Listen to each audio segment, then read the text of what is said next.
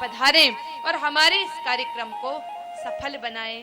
संकट मोचन है आप, कोई संकट कोई बाधा इस आयोजन में ना आए, इसलिए प्रेम से सभी बालाजी महाराज की वंदना करें।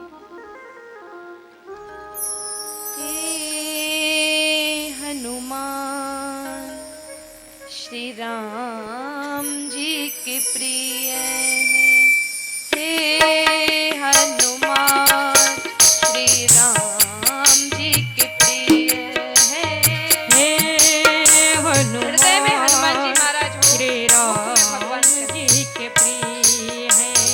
हे हनुमान श्री राम जी के प्रिय हैं।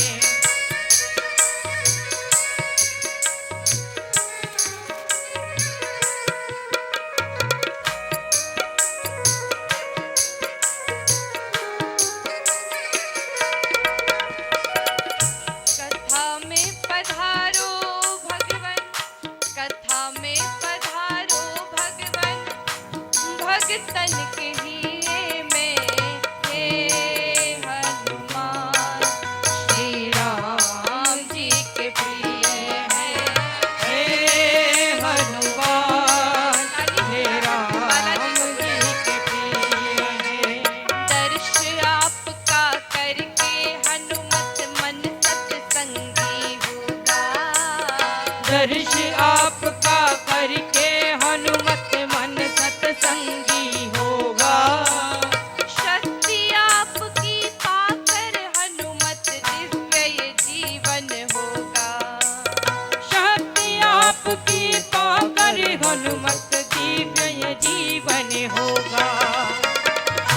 आप पर कृपा किए राम और सिए हैं, आप पर कृपा किए राम और सिए हैं। पधारो पधारो प्रभु भगतन के हिये में, पधारो पधारो भगवन भक्तों के ही में।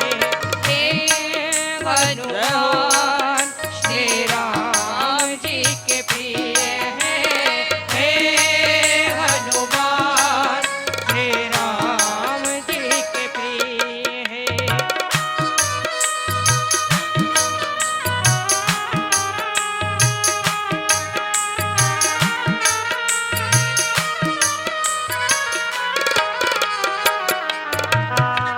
कथा के प्रेमी हनुमत प्यारे आज पधारो प्रभु जी, कथा के प्रेमी हनुमत प्यारे आज पधारो प्रभु जी। कथा के प्रेमी हनुमत प्यारे आज पधारो प्रभु जी, कथा के प्रेमी हनुमत प्यारे आज पधारो प्रभु जी।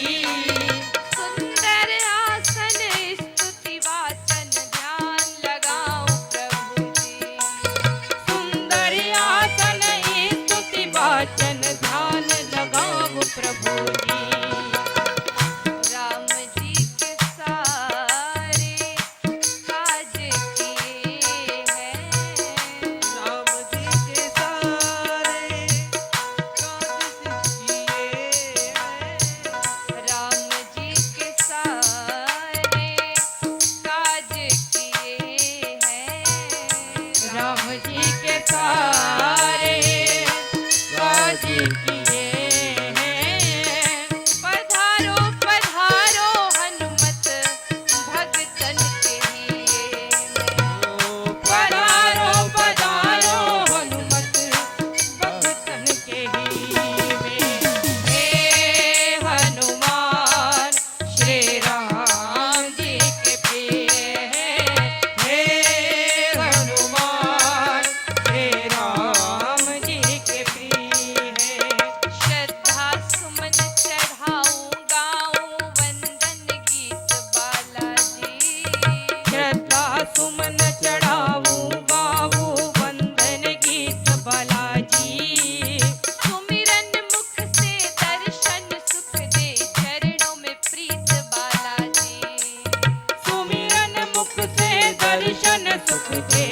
चरणों में प्रीत भला जी। आपकी कृपा से जलते ज्ञान के दिए हैं। आपकी कृपा से जलते ज्ञान के दिए हैं।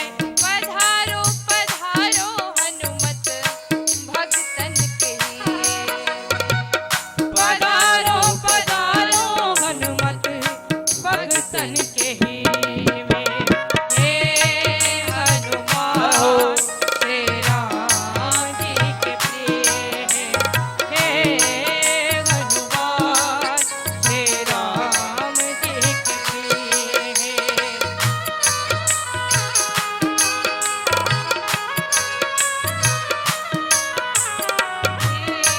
हनुमान श्री राम जी के प्रिय हे हैं। हनुमान श्री राम जी के प्रिय हैं। श्री राम जी के प्रिय हैं। श्री राम जी के प्रिय हैं।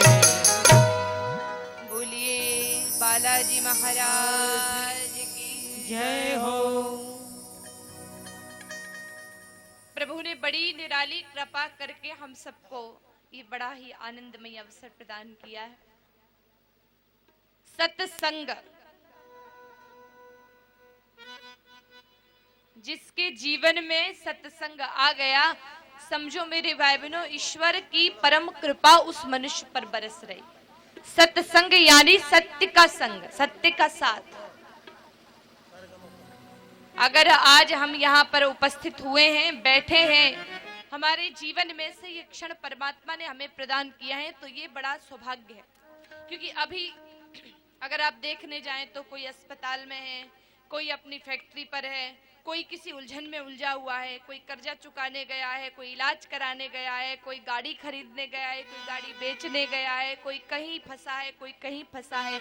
लेकिन इस उलझन भरी जिंदगी में से और इस दौड़ भाग भरे जीवन में से परमात्मा ने जो हमें ये अवसर प्रदान किया है कि हम इस ऐसे समय में भी समय निकाल के हनुमान जी महाराज के चरणों में आकर के बैठे हैं और भगवान श्री कृष्ण जी की भक्ति और नरसिंह मेहता की भक्ति गाथा श्रवण करने के लिए यहाँ उपस्थित हुए हैं। तो कहीं ना कहीं बड़ा सौभाग्य है कि थोड़ा ही सही ईश्वर ने हमें सत्संग करने का यह बड़ा निराला अवसर प्रदान किया है।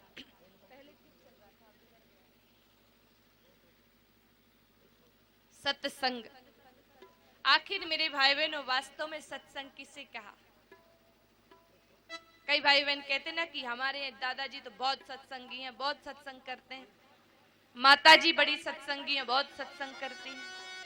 सत्संग का अर्थ है सत्य का संग। सत्संग किया 1 घंटा, कथा सुनी 3 घंटा, कीर्तन किया 4 घंटा, और जैसे ही कीर्तन से बाहर निकले किसी ने पूछा कि माताजी कल इतने देर कहाँ गए थे? गई तो थी माताजी बाड़ी और कह दिया बसेड़ी। ये हो गया सत्संग। बाहर निकलते ही झूठ का साथ ले लिया।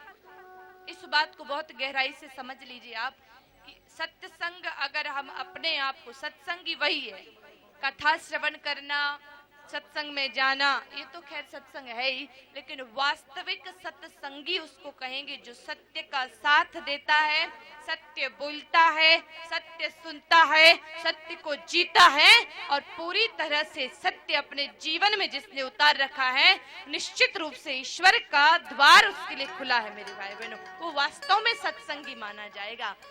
सत्संग 4 घंटे और झूठ 24 घंटे, ऐसा सत्संग हमको आनंद देने वाला नहीं।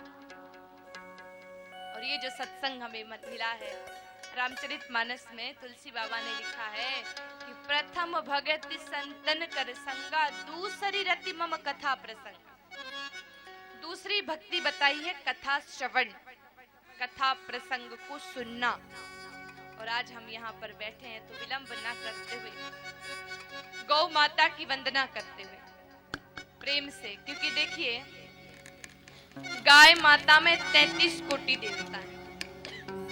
अलग अलग देवताओं की वंदना करने जाएंगे तो समय यहाँ का क्या, पूरा जीवन बीत जाएगा तो भी 33 कोटि देवताओं की वंदना संभव नहीं। लेकिन अगर गौ माता के चरणों की वंदना कर लेंगे तो 33 कोटि देवता और 68 करोड़ तीर्थों की वंदना एक साथ हो जाएगी मेरे भाई बहन। और देखिए सौभाग्य, घर में बैठ के कथा सुनेंगे 1 गुना फल मिलेगा, मंदिर में बैठ के कथा सुनेंगे 10 गुना फल मिलेगा, लेकिन गौशाला में गौ माता के चरणों में बैठ करके अगर कथा श्रवण करेंगे तो अनंत गुना फल प्राप्त होता है मेरे भाई बहनों। और मैया के सानिध्य में बैठ करके जो आनंद हम ले रहे हैं, ये तो परम सौभाग्य हमें प्राप्त हुआ है। ऐसी गौ माता जिनके तन में सभी देवता हैं, जो देती ही देती है सबको, लेती कुछ भी नहीं। स्वयं ठाकुर जी जिनको चराने के लिए इस धराधाम पर आए, ऐसी आनंदमयी गौ माता के चरणों में बैठे हैं। आप कई भक्तजन हैं जिन्होंने गौ माता की कथा पिछले वर्ष श्रवण की थी, जिसमें गौ माता की बड़ी आनंदमयी महिमा थी। कुछ भक्त नए भी हैं, इसलिए सबसे यह प्रार्थना अवश्य कर देते हैं कि अपने जीवन में गाय माता को कभी पशु न समझें, क्योंकि पशु नहीं, गौ माता भारत का प्राण है, भारतीय सनातन संस्कृति की जान है और गौ माता हमारे इस देश की शान है। इसलिए सामान्य नहीं समझें गौ माता को। आप एक छोटा सा प्रसंग समझ लीजिए। जिन लोगों के मन में ये रहता है कि भाई गाय माता तो पशु है, जानवर है, जैसी भैंस है वैसी गाय है, ऐसा नहीं। अपने घर में पूजा पाठ होती है, पूजा होती है तो गाय माता का गौमूत्र लाते हैं कि नहीं? माताएं बताएंगी, लाते हैं। आपके घर में एक भैंस बंधी है दादी जी, मैं कहूँ कि ये थोड़ा भैंस मूत्र ले जाओ। बकरी बंधी है, वो काम आए। किसका मूत्र काम आता है? गौ माता। तो जिसका मूत्र भी इतना पवित्र है कि भगवान के ऊपर छिड़का जा सके, ऐसी गाय माता साधारण जानवर नहीं हो सकती। किसी जानवर का मूत्र, मेरे जहां तक भगवान का अवतार हुआ उनके भी मलमूत्र की पूजा का वर्णन किसी शास्त्र में नहीं। हम छोटा सा आंखों देखा प्रमाण देख लीजिए।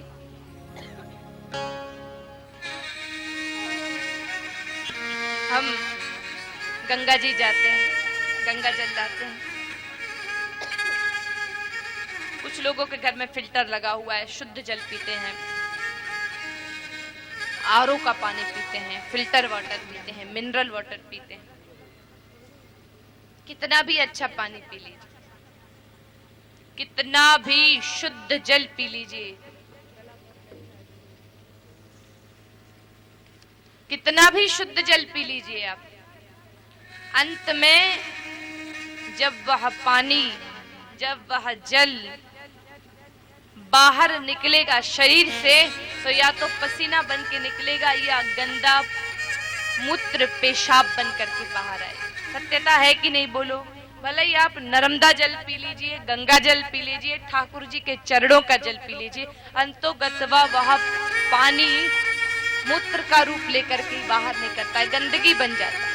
वृंदावन जाके प्रसाद खा लीजिए, खुशबूदार प्रसाद, स्वादिष्ट प्रसाद, ठाकुर जी का भोग, लेकिन वह भोग भी खाएंगे, प्रसाद भी खाएंगे तो वह मल बनेगा, गंदगी बनेगा। कितना ही अच्छा खाएंगे, शरीर की प्रकृति ऐसी है कि मल और मूत्र बन जाएगा। लेकिन अगर गाय माता की बात करें तो जिन गौ माता की विशेषता उनके देह की है, शरीर की है, तन की है, कि जिन गाय माता जी को कुछ भी आप पानी पिला दो, कहीं का भी पानी पिला दो, खेड़ी का, खड्डे का, नाली का, घर का, गंगा जी का, नर्मदा जी का, कोई सा भी जल पी लें, और गाय माता किसी भी प्रकार का चारा, सब्जी, कचरा कुछ भी खा लें, लेकिन गौ माता के देह की दिव्यता देखिए। हम तो पवित्र जल पीते हैं तो मूत्र बनता है, पवित्र प्रसाद खाते हैं तो गंदगी बनता है, लेकिन गंदगी खा करके भी गौ माता, गंदा पानी पी करके भी गौ माता हमें गंगा जल यानी गौमूत्र प्रदान करती है, और कचरा खा करके भी गोबर जैसा पवित्र प्रसाद हमको प्रदान करती है। ऐसी गौ माता साधारण नहीं हो सकती, सामान्य नहीं हो सकती। इसलिए ऐसी मैया जो गौ माता सारे जगत की माता है, पूरे विश्व की माता है, गावो विश्वस्य मात्रा है, एक की नहीं, दो की नहीं, सबकी माता। माँ, माँ शब्द को देने वाली ही गौ माता। ऐसी गौ माता के सानिध्य में बैठे हैं और भगवान श्री कृष्ण की महिमा सुनने जा रहे हैं, भक्ति की गाथा सुनने जा रहे हैं, नरसिंह मेहता जी का जीवन चरित्र सुनने जा रहे हैं। तो ठाकुर जी ने तो नंगे पांव गाय माताओं को चराया था, तो हम गाय माता के प्रार्थना के साथ, क्योंकि गौ माता के चरणों में जो आनंद मिलता है, गाय माता के सेवा से जो फल मिलता है, वो कहीं और नहीं मिल सकता। और गौ माता तो साक्षात कामधेनु है मेरे भाई बहनों। इसलिए सब प्रेम से जयकार लगाएंगे और गौ माता से निवेदन, गौ माता की वंदना, और फिर नरसिंह मेहता जी की कथा में भक्त नरसिंह मेहता की जो भक्ति गाथा है, जो आज के कलयुग में बड़ी ही आनंदमयी है, हम उसे सुनेंगे और सुनकर के अपने जीवन को भक्तिमय बनाएंगे। पहला प्रार्थना गौ माता से कि हे माँ, आपके द्वार पर आए हैं, ऐसी कृपा करना कि हमारा जीवन आपकी सेवा में बीतता रहे, आपके चरणों में बीतता रहे, आपके सेवार्थ हमारा जीवन हो, आपकी रक्षार्थ हमारा जीवन हो। ऐसी प्रार्थना गौ माता से हर पल आपका ध्यान हो, क्योंकि आपका ध्यान रहेगा तो सभी देवताओं का ध्यान रहेगा, आपका सानिध्य रहेगा तो गौ माता संतों के समान श्रेष्ठ हैं, जिनके साथ रहने मात्र से सात्विकता मिलती है, जिन गौ माता के साथ रहने से विचारों की शुद्धि होती है, तन की शुद्धि भी होती है और मन की शुद्धि भी होती है। ऐसी आनंदमयी गौ माता जी से प्रार्थना करें। ओ मेरी प्यारी गौ माता, छोड़ के दुनिया सारी द्वार तेरे आ गए। जो जो गौ माता के द्वार पे आया है, आनंद, माताएं बहनें बैठी हैं, अभी थोड़ी टेंशन में, अभी तो चलो घोषणा हो गई कि यहीं पे प्रसादी बनेगी, भोजन बनेगा, नहीं तो माताएं टेंशन में बैठी हैं कि सासू सोच रही होगी चली गई कलश उठा करके, राम जाने कब आएगी, है ना। सबको बड़ी चिंता है पेट की, क्योंकि सब माताएं बड़ी भक्तिमयी हैं, बिना भोजन किए खाली पेट कलश लेकर के आई हैं, तो श्रद्धा तो अपार है, लेकिन पहले पेट पूजा फिर काम दूजा, है कि नहीं बोलो। वो व्यवस्था भी है यहाँ पे, तो मन कहीं कहीं इधर उधर रहता है कई भाई बहनों का। कुछ लोग बैठे बैठे सोच रहे पंडाल तो जोर का बनाया है, सोच रहे हैं, कुछ लोग सोच रहे हैं कि भोजन में पता नहीं क्या क्या होगा, खुशबू तो आ रही है कि गुलाब जामुन बने, अभी मुझे भी नहीं पता क्या बना है, सब अलग अलग। मन तन यहाँ है तो मन भी यहाँ रखिए, कहीं और रखेंगे तो अच्छा नहीं, आनंद नहीं आएगा। इसलिए जो गौ माता के द्वार पर जो जो आए हैं, जिनका मन भी यहीं पर है, वो सब मिलकर के प्रार्थना करें। ओ मेरी प्यारी गौ माता, छोड़ के दुनिया सारी द्वार तेरे आ गए, द्वार तेरे आ गए। ओ मेरी प्यारी गौ माता, छोड़ के दुनिया सारी द्वार तेरे आ गए हैं, सभी ताली से अवश्य करें।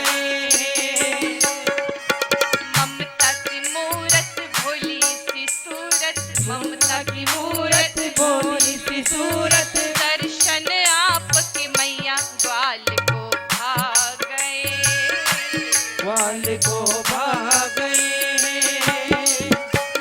ओ मेरी प्यारी गौ माता, छोड़ के दुनिया सारी द्वार तेरे आ गए, द्वार तेरे आ गए।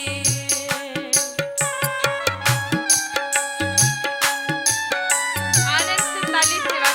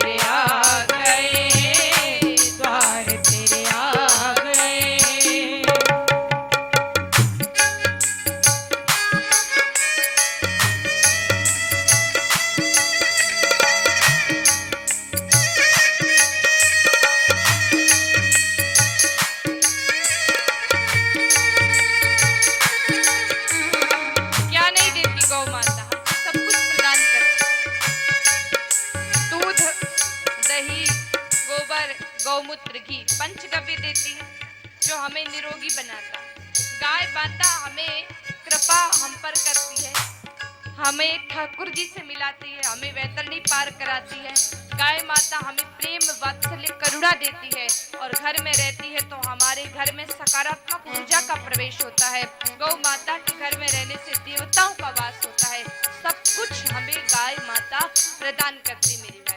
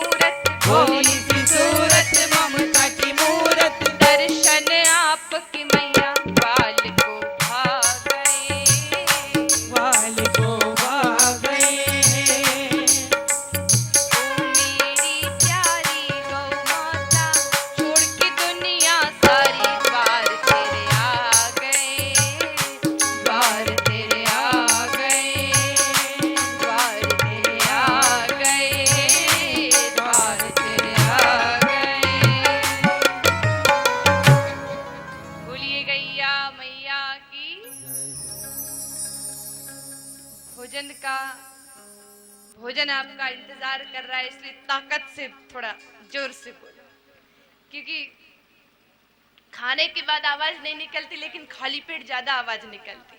कुछ लोग कहते हैं ना कि भोजन नहीं किया है क्या, लेकिन जितना भूखा आदमी जोर से बोल सकता है उतना खाने के बाद नहीं बोल सकता।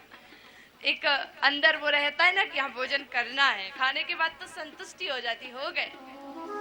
सब जोर से कि नहीं, भाव से जयकार लगा, अंदर से प्रेम से बोलिए गैया मैया की।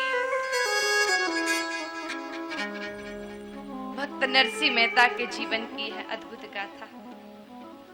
आप सबके लिए कहीं ना कहीं एक नवीन है, कुछ नया है। कथा प्रारंभ होती है जूनागढ़ से। गुजरात प्रांत के जूनागढ़ के पास तलाजा नाम के गांव में भक्त नरसिंह मेहता नाम के एक भगत का जन्म हुआ।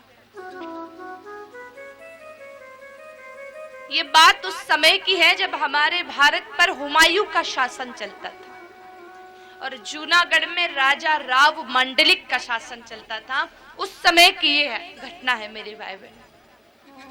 भक्त नरसिंह मेहता नागर ब्राह्मण परिवार में जन्मे, लेकिन नरसिंह मेहता जी के माता पिता का देहांत हो। छोटे थे नरसिंह मेहता जी। पिताजी का नाम था कृष्ण दामोदर दास और माताजी का नाम था मेरी भाई बहनों लक्ष्मी गौरी। दोनों का देहांत हो गया। सिर्फ एक दादी है, उसका नाम है जय कोरी।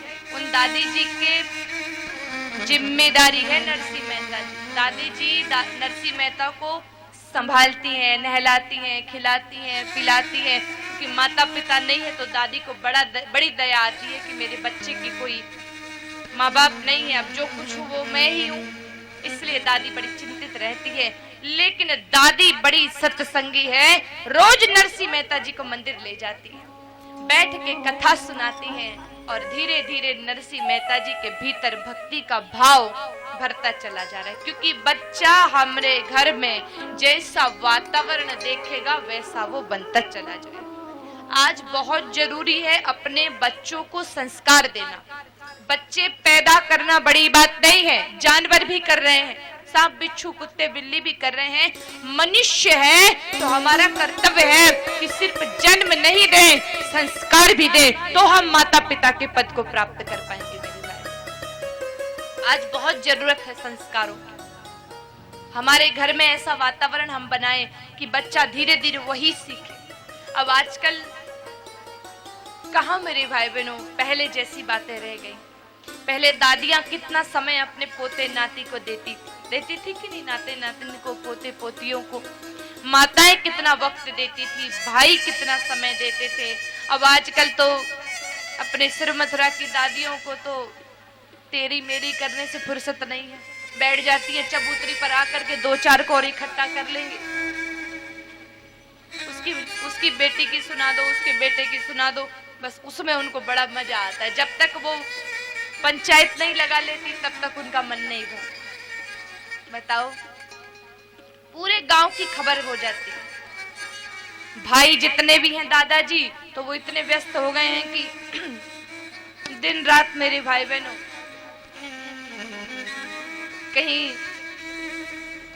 चाय का कप लेकर के चर्चाओं में व्यस्त रहते हैं। माताएं बड़ी फैशनेबल हो गई हैं तो उनको फेसबुक और व्हाट्सएप से टाइम नहीं है, किसको रिप्लाई कर दूं, किसको कमेंट कर दूं, किसको लाइक कर दूं। आप सब कुछ कीजिए, मोबाइल चलाइए, बातें कीजिए। बातें भी मनोरंजन के लिए होनी चाहिए। जब इकट्ठे नहीं होंगे, बातें नहीं करेंगे तो फिर मन कैसे लगेगा। बात कीजिए, सब कीजिए, लेकिन उसमें से थोड़ा समय अपने घर के बच्चों के लिए दीजिए। आज क्या हालत हो गई हमारे घर के बच्चों की। स्कूल खुल गए, सुबह बच्चा उठेगा 6 बजे, माताजी जल्दी जल्दी टिफिन बना देंगी, बैग पैक करके चली जाएंगी।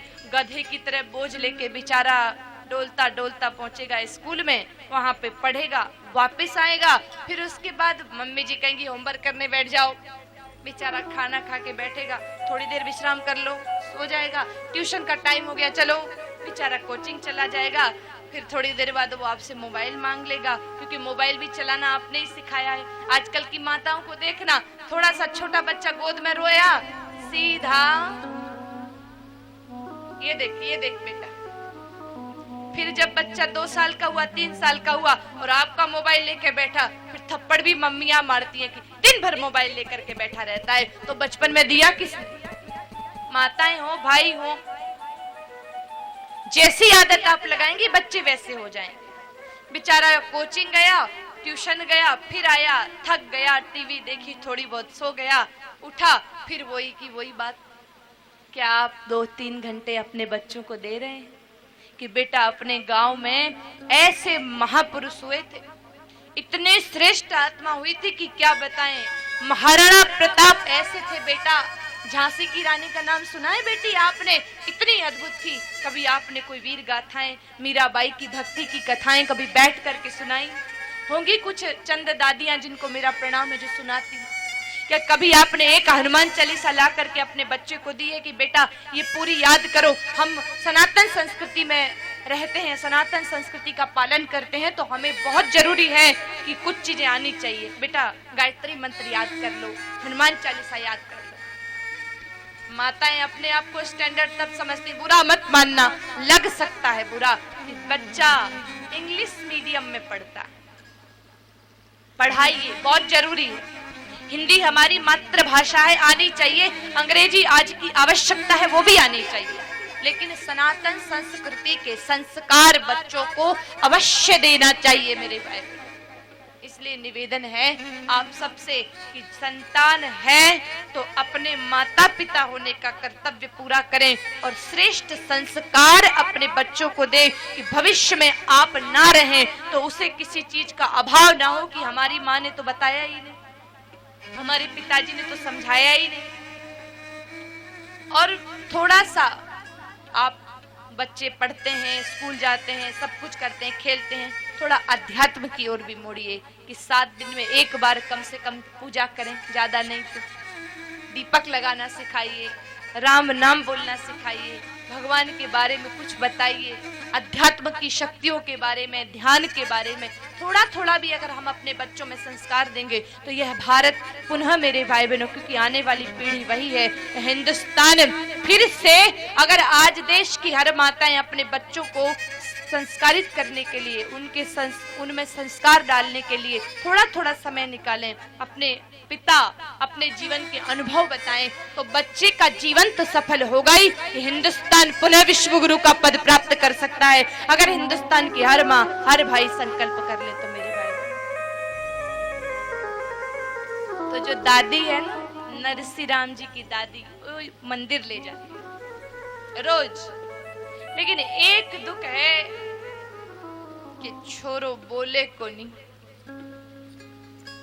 बोलता नहीं, गूंगे हैं नरसिंह मेहता, 8 बरस की उम्र हो गई लेकिन बोलना नहीं जानता। अब लोग गूंगो गूंगो गूंगो गूंगो कह दे, तो दादी को बहुत चिंता होती, भाई अपने बच्चे को कोई कुछ कह दे तो कितना दुख होता है कि नहीं होता। तो दादी मन ही मन बड़ी चिंता करती रहती है कि हे राम, अब ये बोलेगा नहीं, क्या होगा, माता पिता है नहीं, बड़ी चिंता में वो दादी रहती है। लेकिन भगवान निश्चित मन के भाव जानते हैं और सब पर कृपा करते हैं। दादी अपने बच्चे को लेकर के हाटकेश्वर महादेव के मंदिर गई। बड़ा ही सुंदर समय था उस दिन। वह दादी अपने पोते को लेके मंदिर पहुंची और मंदिर जब पहुंची तो भगवान के दर्शन तो हुए ही हुए, साथ में मंदिर के बाहर एक संत बैठे हैं जिनके चेहरे पर अलौकिक तेज है, वस्त्र बहुत ही सामान्य है लेकिन अद्भुत है, हाथ में माला है और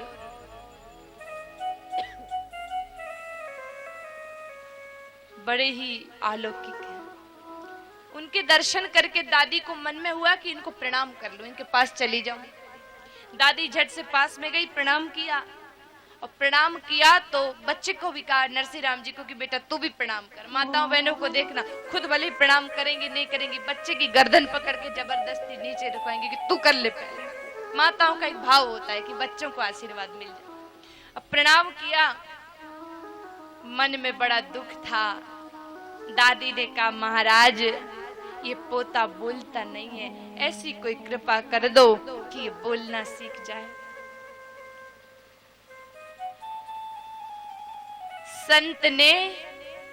संत भगवान ने नरसिंह राम जी को अपने पास बुलाया, शीश पर हाथ रखा और बड़े प्रेम से कहते हैं कि बेटा बोलो तो राधे कृष्ण।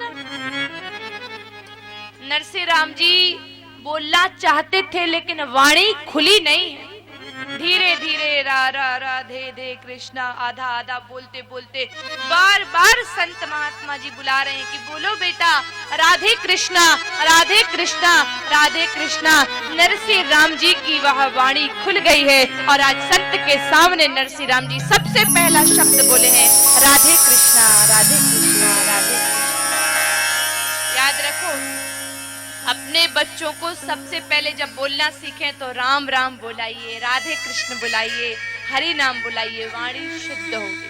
क्योंकि बच्चा जब बड़ा हो जाता है फिर इधर उधर की गलत बात बोलता है तो आप लोग बच्चे को कहते हैं, लेकिन प्रथम वाणी पवित्र हो, इसलिए बच्चे को सिखाइए। क्योंकि पहला शब्द तो वो माँ बोलता ही, जो माँ साक्षात भगवान है बालक के लिए, क्योंकि बच्चे के लिए तो माता ही भगवान होती है। अभी वो जन्मा है, ना राम को जानता है ना श्याम को जानता है, बच्चा सिर्फ माँ को जानता है, माँ बोलता है। लेकिन माँ का कर्तव्य, क्योंकि प्रथम गुरु माता है, कि बच्चे को भगवान नाम सिखाए। नरसिंह राम जी बोल रहे हैं और दादी की आंखों में आंसू आ गए खुशी के कि मेरा पोता बोल रहा है। नरसिंह राम जी बड़े प्रेम से कहते हैं, राधे कृष्णा राधे कृष्णा राधे कृष्णा। आपके भी मुख से निकल जाना चाहिए था अब तक तो मेरे भाई बहनों, कहाँ भगवान का नाम लेने का सौभाग्य मिलता है। सबके मुख से निकलना चाहिए राधे कृष्णा राधे कृष्णा राधे कृष्णा राधे कृष्णा कृष्णा कृष्णा राधे राधे राधे श्याम राधे श्यामा श्याम श्यामा राधे राधे राधे कृष्णा राधे कृष्णा कृष्णा कृष्णा राधे राधे राधे श्याम राधे श्यामा श्याम श्यामा राधे राधे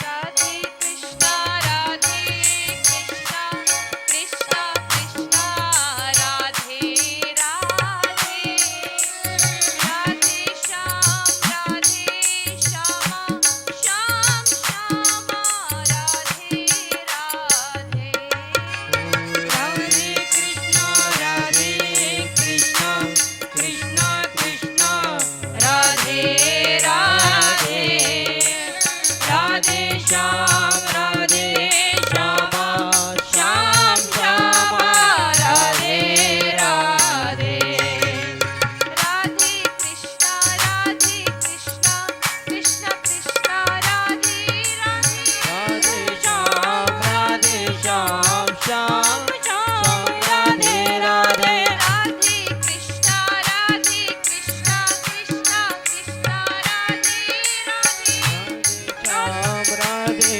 श्याम श्याम राधे राधे कृष्णा कृष्णा राधे श्यामा श्यामा श्यामा राधे राधे राधे राधे कृष्णा कृष्णा कृष्णा कृष्णा राधे राधे राधे श्याम राधे श्यामा श्याम श्यामा राधे राधे राधे कृष्णा कृष्णा कृष्णा कृष्णा राधे राधे राधे श्याम राधे श्यामा श्याम श्यामा राधे राधे राधे कृष्णा कृष्णा कृष्णा कृष्णा राधे राधे राधे श्याम राधे श्यामा श्याम श्यामा राधे राधे ताली से गा करके सबके मुख से आवाज निकलनी चाहिए। हरि नाम सबके मुख पर होना चाहिए, इधर उधर का ध्यान छोड़ करके।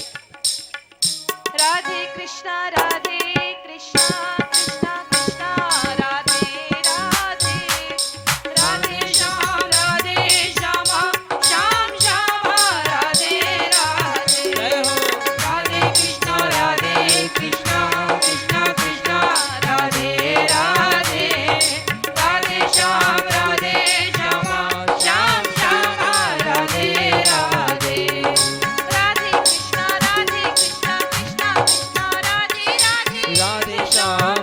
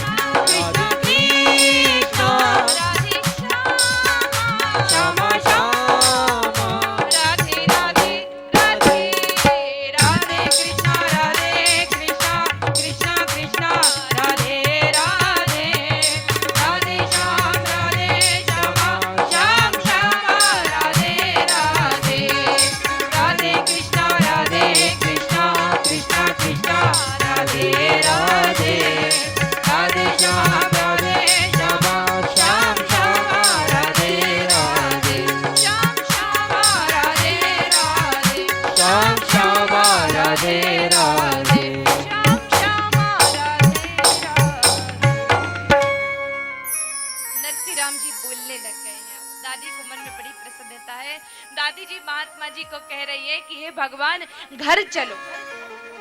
कोई भी साधु संत मिलते हैं और उनकी कृपा से कोई काम हो जाए तो हम आग्रह करते हैं कि थोड़ा हमारे घर पधार जाओ, चरण रख दो अपने। करते हैं कि नहीं प्रार्थना? लेकिन संत भगवान ने कहा कि दादी आपने तो प्रसाद पा लिया, हमने आपका दर्शन पाया, आपने हमारा दर्शन पाया, ऐसी प्रभु की लीला है। अब आप अपने घर पधारे, हम अपने धाम पधारेंगे। मान सम्मान हमको कुछ भी नहीं चाहिए। संत भगवान एकदम निर्मल स्वभाव के हैं और ऐसा भी महापुरुष बतलाते हैं कि वो सामान्य संत नहीं थे। स्वयं नरसिंह मेहता को गुरु ज्ञान देने के लिए ठाकुर जी संत स्वरूप बना करके मंदिर के बाहर उपस्थित हुए थे मेरे भाई। तो संत भगवान, अब संत का ये परिचय है मेरी भाई बहन। संत जिन्होंने पूरी तरह से अपने जीवन को शांत कर लिया, इंद्रियों को संयमित कर लिया, मान सम्मान से ऊपर उठ गए हैं और सिर्फ एक लक्ष्य जिनका है ईश्वर भजन और ईश्वर प्राप्ति। ऐसे संतों का दर्शन आज बहुत दुर्लभ होता है मेरे भाई बहनों। कुछ श्रेष्ठ संत हैं जिनके चरणों में नमन है, जिन्होंने आज भी भक्ति की अलख जगा रखी। रामचरितमानस में वर्णन आता है मेरे भाई बहनों की साधु चरित शुभ चरित कपासु निरस विशद गुणमय फल जासु। साधु का स्वभाव कपास के समान होता है, जो सिर्फ देता ही देता है, लेता कुछ नहीं है। खुद कष्ट भोगता है लेकिन दूसरों को आनंद देता है। कपास होता है ना, कपास सर्दी गर्मी बारिश सब कुछ सहन करता है, लेकिन कष्ट भी पाता है, उसको निकाला जाता है, धागा बनाया जाता है, कपड़ा बनाया जाता है। इतने कष्ट सहन करने के बाद भी वह कपास हमारे तन को ढकने में काम आता है। ठीक साधु भी त्रितापों से तपते हैं लेकिन मनुष्यों को, बाकी भक्तों को जो शीतलता प्रदान करते हैं, सुख आनंद प्रदान करते हैं, ऐसे संतों के चरणों में नमन है जिन्होंने स्वयं कष्ट उठा के इस देश को कुछ दिया, स्वयं तप करके भारत को कुछ दिया, समाज को कुछ दिया। ऐसे संतों को नमन है, वंदन है। संत भगवान ने मना कर दिया प्रेम से, बड़े आनंद से कि भाई इतना तो समय है नहीं। आप माताओं से एक प्रार्थना है कि भोजन कथा के पश्चात कीजिएगा, अभी नहीं। आज कथा का प्रथम दिवस है, बालाजी महाराज को यहाँ विराजमान किया गया, इसलिए किसी भी प्रकार का नियम न तोड़े। आप सुबह 8 बजे से उपस्थित हुए हैं, लेकिन भोजन व्यवस्था कार्यकर्ताओं ने थोड़ा सा चालू नहीं करवाना चाहिए, ऐसी मेरी प्रार्थना है। सभी माताएं विराजी रहें, भाई भी बैठे रहें। भोजन जीवन में क्या करेगा? शरीर को पुष्टि प्रदान करेगा। खाएंगे शरीर स्वस्थ रहेगा, थोड़ी नींद आएगी, थोड़ी प्यास लगेगी। और शरीर के लिए तो रोज भोजन करते हैं, शरीर को पुष्ट करने के लिए रोज कुछ न कुछ खाते हैं। आज भजन करने का, इस मन को पुष्ट करने का अवसर मिला है मेरे भाई बहनों। इसलिए प्रार्थना है कि तन को रोज देते हो, आज थोड़ा मन को दे लो तो तन मन दोनों पवित्र आनंदित हो जाए। आइए एक बार प्रेम से गौ माता की जयकार लगाएंगे। बोलिए गैया मैया की जय हो। बिल्कुल प्रेम से विराजे रहें, बीच में कोई भी व्यवधान अब नहीं करेगा, ऐसी मेरी प्रार्थना है। कोई भी मध्य में एक भी व्यक्ति नहीं उठना चाहिए। यह पुण्य करने आए हैं, पाप नहीं कमाए, ऐसी प्रार्थना है। इतने लोग बैठे हैं, सभी एक भी व्यक्ति व्यवधान करते हैं तो बाकी सबको डिस्टर्ब होता है। बोलिए गैया मैया की।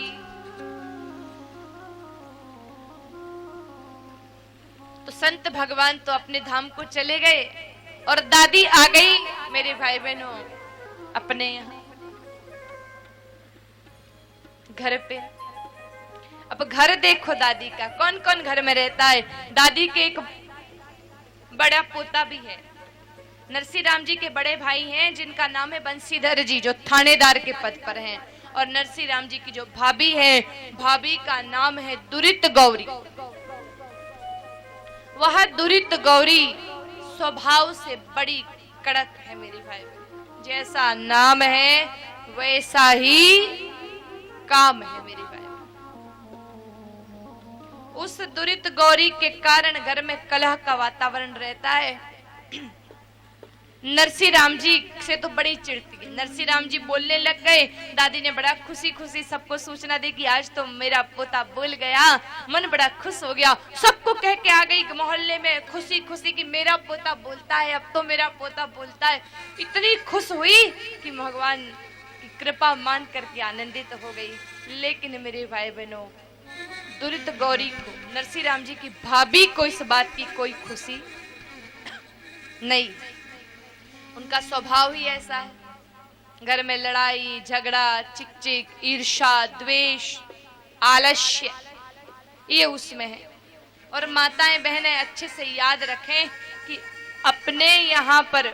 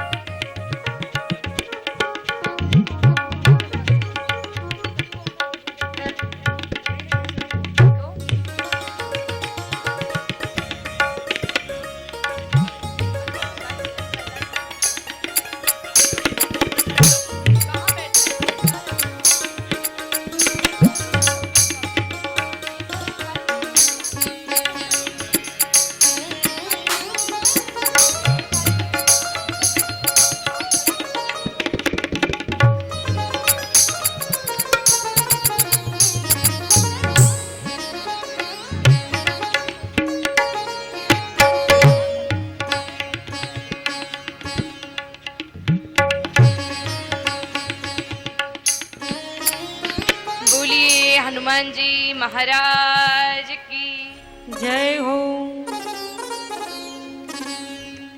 स्वभाव दुरित गौरी का बड़ा ही बुरा है। और स्वभाव मेरे भाई बहनों किसका कैसा है, सबका अलग अलग है। लेकिन हमारा जो स्वभाव है, हम सबका स्वभाव पहले हमें सुधार लेना चाहिए। आज घर में आज बहुत ही कलह का, सबके ज्यादातर लोगों के घर में कलह का वातावरण रहता है। कोई किसी के स्वभाव से संतुष्ट नहीं है, कोई किसी के स्वभाव से संतुष्ट नहीं है। सबको अलग अलग अलग अलग अपनी अपनी मानसिकता सबकी बनी हुई है। प्यारे भाई बहनों, विचार कीजिए कि आप आज लोग वृंदावन जा रहे हैं दर्शन के लिए, गोवर्धन परिक्रमा के लिए। घर में योजना होती है, सखियों से सखाओं से योजना बनती है कि तीर्थ करेंगे। तीर्थ करके आए, गंगा जी जा करके आए, सारे तीर्थ कर लिए और वृंदावन भी चले गए। और घर में आकर के फिर वही चिक चिक, फिर वही माथा फोड़ी। तो मेरे भाई बहनों, उससे कोई लाभ, जाना चाहिए तीर्थ, लेकिन आप अपने मन को ऐसा बनाइए, अपने स्वभाव को ऐसा बनाइए और अपने घर को ऐसा बना लीजिए कि घर ही वृंदावन बन जाए मेरे भाई बहनों। तो कुछ लाभ है, अन्यथा कोई लाभ नहीं। सबसे पहले हम अपने स्वभाव को सुधारें, अपनी आदत को सुधारें, अपने जीवन में वाणी संयम हो, हमारे जीवन में नम्रता हो, बोली में मिठास हो और किसी के प्रति द्वेष ना हो, तब जाकर के हमारा स्वभाव उत्तम हो सकता है। तो दुरित गौरी जो है, दुरित गौरी का स्वभाव बड़ा ही चिकचिक है। अपने घर में भी लड़ाई झगड़ा सबके घर में थोड़ा थोड़ा होता है कि नहीं बाबा? कोई किसी से परेशान है, कोई किसी से परेशान है। तो दुरित गौरी बड़ी गुस्सा करने वाली। अब नरसिंह राम जी थोड़े से बड़े हुए, जब से राधे कृष्ण सुना है मेरे भाई बहनों, उसके बाद तो उनका कहीं मन नहीं लगता। अब तो उन्होंने ये मंत्र प्राप्त कर लिया है। साधु महात्मा जब गांव में आते हैं, पहले बड़े बुजुर्गों को पता होगा, पूरी जमात आती थी, साधु संत आते थे कि नहीं, गांव में भोजन रखवाते थे, उनका सत्संग सुनते थे, एक सात्विक ऊर्जा होती थी। पहले संत नगर नगर भ्रमण करते थे मेरे भाई बहन, संतों की जमात आती, साधु संतों के बीच में बैठ जाते, राधे कृष्ण का कीर्तन करने लगते। नरसिंह मेहता गांव में रासलीला होती तो रासलीला का आनंद लेने चले जाते, गैयों के संग चले जाते चराने के लिए, पूरे दिन हरि भजन और कुछ नहीं। बड़े भैया ने सोचा कि ये तो पता नहीं क्या कर रहा है, अब इसका जीवन कहाँ जाएगा, राम राम के सिवा, राधे कृष्ण के सिवा इसको कुछ अच्छा लगता नहीं है। तो नरसिंह राम जी को उन्होंने पढ़ने लिखने की सीख दी कि तुम थोड़ा पढ़ाई करो, पढ़ लिख जाओगे तो नौकरी लगोगे, 2 पैसा कमाओ। यही बोलते हैं ना बच्चों को, क्या सीख देते हैं कि पढ़ लिख जाओगे, नौकरी करोगे तो 2 पैसा कमाओगे। पैसा कमाना सब कुछ नहीं होता मेरे भाई बहन, पैसा जीवन में चाहिए, लेकिन सेवा भाव भी हमारे जीवन में होना चाहिए। तो नरसिंह मेहता जी का तो मन वहां लगा हुआ है, बहुत कोशिश करी बड़े भाई ने, लेकिन पढ़ने की मन ही नहीं कहीं पर, बस सीताराम राधे श्याम करना है। नरसिंह राम जी को तो जो गांव में खेत थे वहां पे उनकी ड्यूटी लगा दी कि अब तुम भगवान का भजन कर रहे हो, पढ़ते लिखते तो हो नहीं, ऐसा करो कि घास काटा करो। बच्चा जब पढ़ता नहीं है तो बड़े बुजुर्ग कहते हैं भैंस चराएगा क्या, बोलते हो कि नहीं? कम से कम ये बोल दिया करो कि गाय चराएगा क्या, क्योंकि गाय चराएंगे तो गाल बन जाएंगे। तो घास काटना, घोड़ों को डालना, गौ माताओं को डालना, बस यही काम नरसिंह राम जी को मिल गया। और गौ सेवा से तो और प्रसन्न हो गए कि चलो ये तो बढ़िया बात है। रोज जाते, भोजन के लिए लकड़ियां लेकर के आते, घास काट के लेकर के आते। नरसिंह मेहता जी का मन रमा हुआ है। और मेरे भाई बहनों, दादी ने कहा कि अब नरसिंह राम जी बड़े हो गए हैं तो विवाह भी कर देना चाहिए, और पहले जल्दी शादियां हो जाती थी। 15 वर्ष की आयु में नरसिंह राम जी का विवाह भी कर दिया, शादी भी करवा दी। मणिक गौरी नाम की कन्या है, उनके संग विवाह हो गया, और आगे चल करके नरसिंह राम जी को संतान भी हो गई। कुंवर बाई, जिस नानी बाई का मायरा हम सुनने जा रहे हैं, वो नानी बाई और उनके भाई श्यामल दास, एक बेटा और एक बेटी। अब तो भाभी को और जलन हो गई क्योंकि उनको खुद को संतान नहीं है, और अब नरसिंह राम जी के संतान भी हो गई, विवाह हो गया, बच्चे हो गए, सब आनंद है। सिर्फ राधे कृष्ण के नाम से उनके जीवन में आनंद है। और दुरित गौरी के धन है, मकान है, पति थानेदार है, लेकिन वो थानेदारिन बन करके ही घूम रही है अभी तक। आपको देखना, आप कभी भी माताओं बहनों को, पति अगर थानेदार है तो थानेदार से थानागिरी मोहल्ले में माताओं की चलती। पति अगर शिक्षक है तो सबसे बड़ी मैडम माता जी बन के घूमती। उस पदवी का ज्यादा लाभ माताएं उठाती हैं कि नहीं? तो मेरे भाई बहनों, अब विचार करो, एक दिन नरसिंह मेहता लकड़ी लाने में लेट हो गए और भोजन का टाइम हो गया। वैसे तो घर में थोड़ी बहुत लकड़ियां पड़ी थी, लेकिन भाभी को कुछ ना कुछ बहाना चाहिए था लड़ाई करने का। कुछ लोगों को आदत होती है, दिन में 2-4 लोगों से लड़ नहीं लेते तब तक उनका खाना नहीं पचता। होता है कि जब तक चिक नहीं कर लेंगे तब तक उनका आनंद उनको नहीं आएगा। तो भाभी घड़ी खतरनाक है। अब नरसिंह राम जी लेट हो गया तो लकड़ी रख दी बारे कि अंदर जाऊंगा तो भाभी चिल्लाएगी, इसलिए बाहर रख दी धीरे से, और धीरे से जाने लगे। पर भाभी ने तो खबर पड़ गई कि आएगी और लेट आयो है। थोड़ी घनी तो मारवाड़ी समझ में आवे कि कोनी आवे। अब मेरे भाई बहनों, भाभी ने गुस्सा करना शुरू किया। आते हैं, खाते हैं, पेट भर के, काम कुछ नहीं करते। इतनी देर कहीं कर रहा, कटे गया, कहाँ गए थे, क्या कर रहे थे, टाइम का पता नहीं चलता है। भोजन का टाइम हो गया है, लकड़ियां कहां से लेकर के आऊं, क्या जलाऊं, क्या बनाऊं, जो काम दिया है वो नहीं कर सकते हो टाइम पर। नरसिंह जी क्यों कि भाभी जी आज थोड़े दूर गयो, लकड़ी काटने आज दूर चला गया, इसलिए देरी हो गई।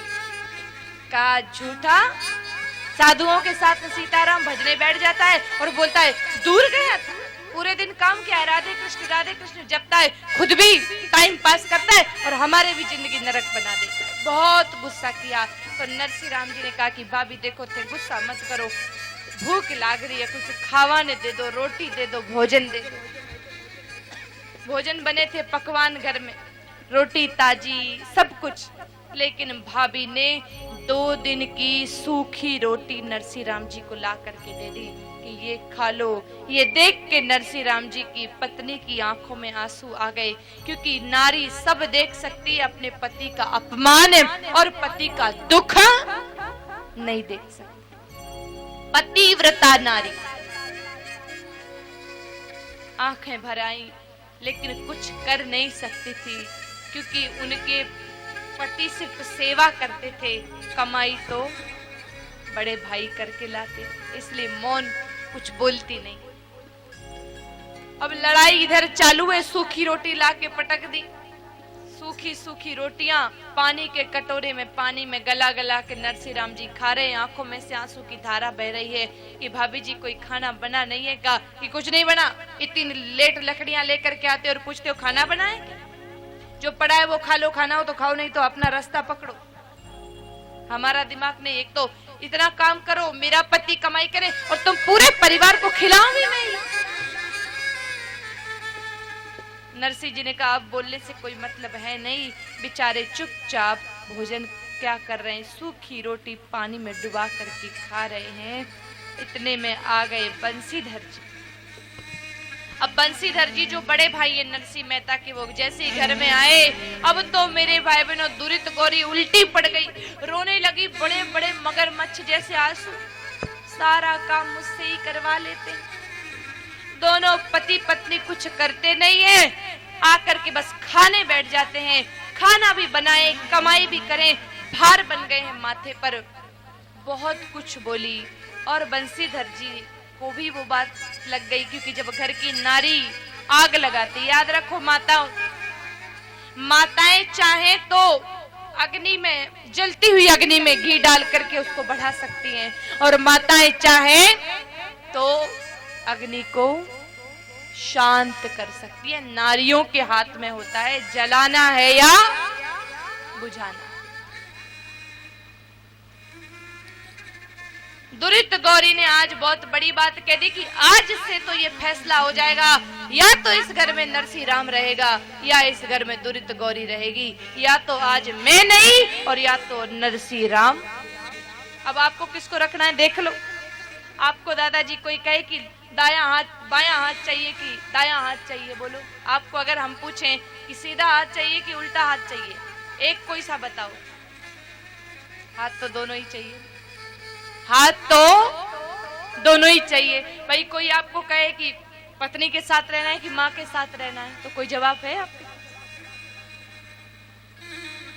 नहीं ना। परिस्थिति अनुसार इंसान निर्णय लेता है, वो बात अलग है, लेकिन चाहिए तो दोनों ही ना। बंसीधर जी को भी बड़ा गुस्सा आ गया, क्रोध दिलाया और नरसिंह राम जी को कह दिया कि अभी के अभी मेरे घर से निकल जा और आज के बाद यहाँ कदम मत रखना। भक्त राज को बड़े भैया भाभी ने घर से, दादी की तो मृत्यु हो चुकी थी समय पाकर, मणिक गौरी को छोड़कर, क्योंकि पत्नी को लेके कहाँ जाएं, घर नहीं बार नहीं, बच्चों को लेके कहाँ जाएंगे, अकेले चल पड़े और नरसिंह मेहता गांव के बाहर एक चबूतरा था उस पे बैठ गए, आंखों से आंसू बहा रहे हैं। उस दिन वैशाख शुक्ल पंचमी थी, पूर्णिमा थी। उस दिन नरसिंह मेहता बड़े आनंद भाव से भगवान का ध्यान कर रहे हैं और मन में संतुष्टि कर ली कि गुस्से गुस्से में तो सब कह देते हैं, थोड़ी देर बाद भैया आएंगे और मुझे कहेंगे कि चल नरसी घर चल, मैंने तो गुस्से में कह दिया था। पूरी रात बैठे रहे इस भरोसे में कि मेरे भाई आएंगे, मेरे भाई आएंगे। ना भाई आयो ना भौजाई आई, कोई नहीं आया। पूरी रात वहीं बैठे रहे। अब नरसिंह मेहता को वैराग्य हो गया कि इस संसार में कोई किसी का नहीं, सब झूठ बातें।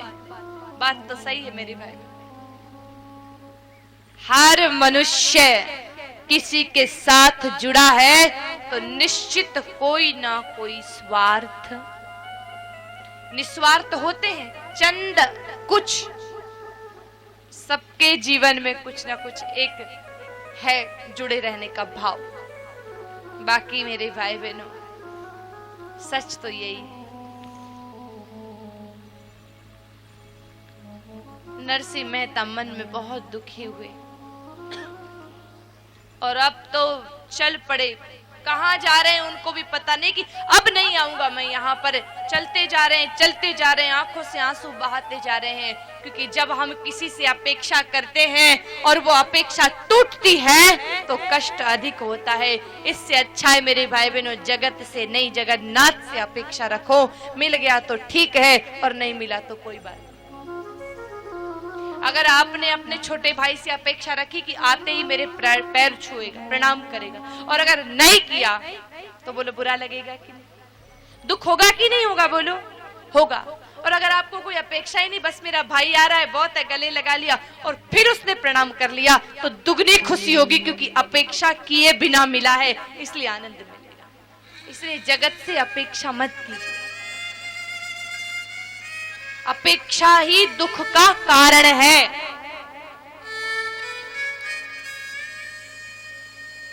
नरसिंह मेहता नैनों में नीर बहा करके चल पड़े। एक सरोवर है, वहां पहुंचे। बहुत प्राचीन एक शिव मंदिर है।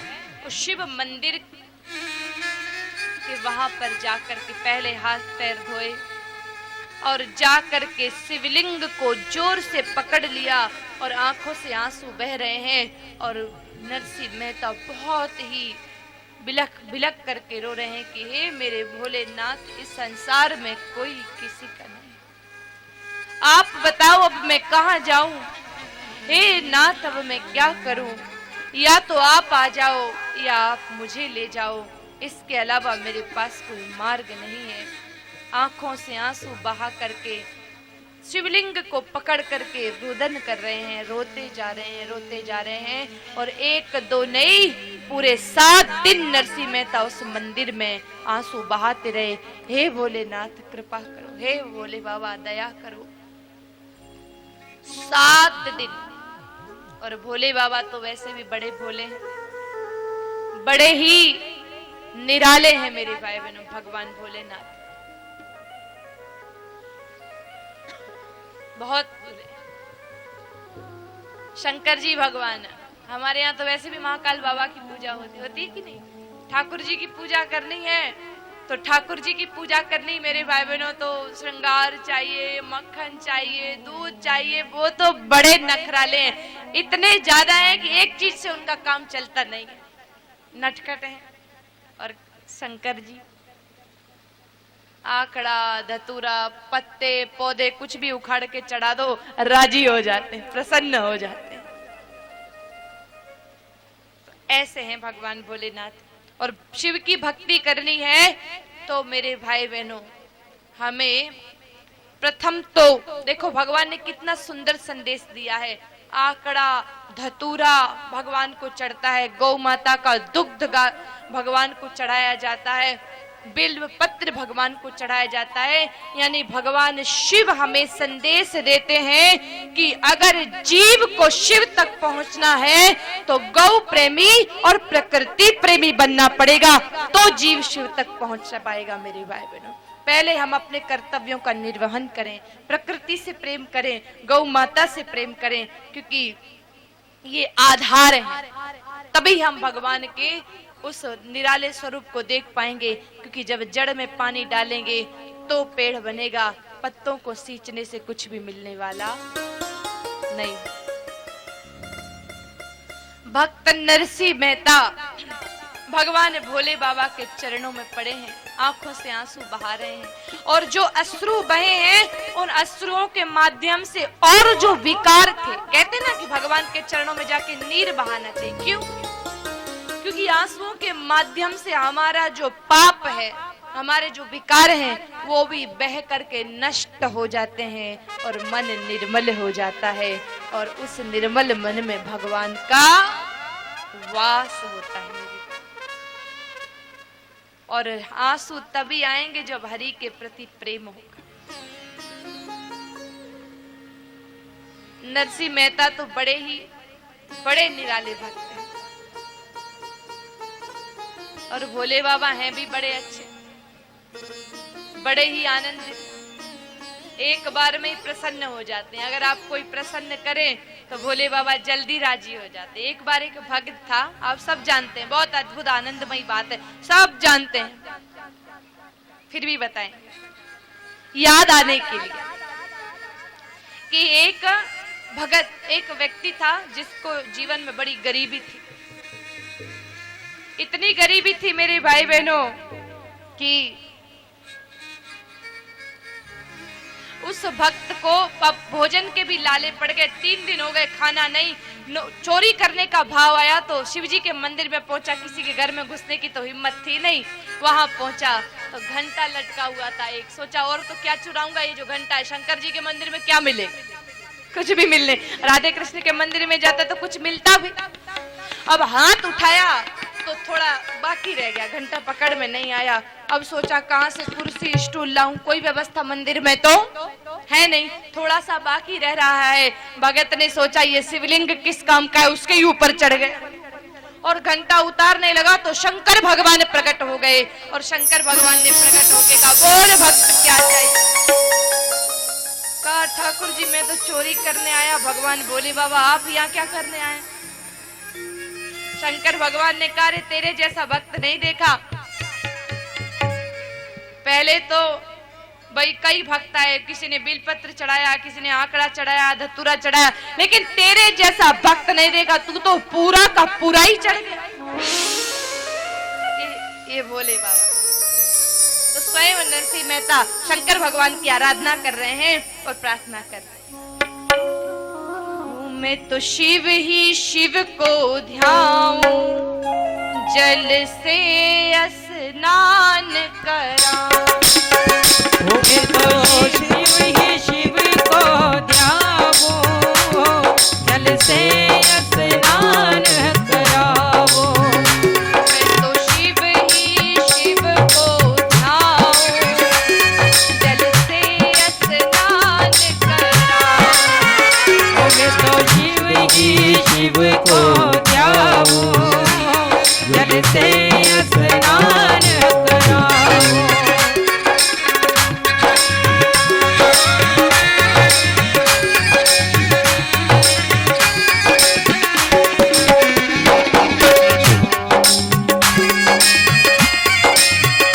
जय हो जय।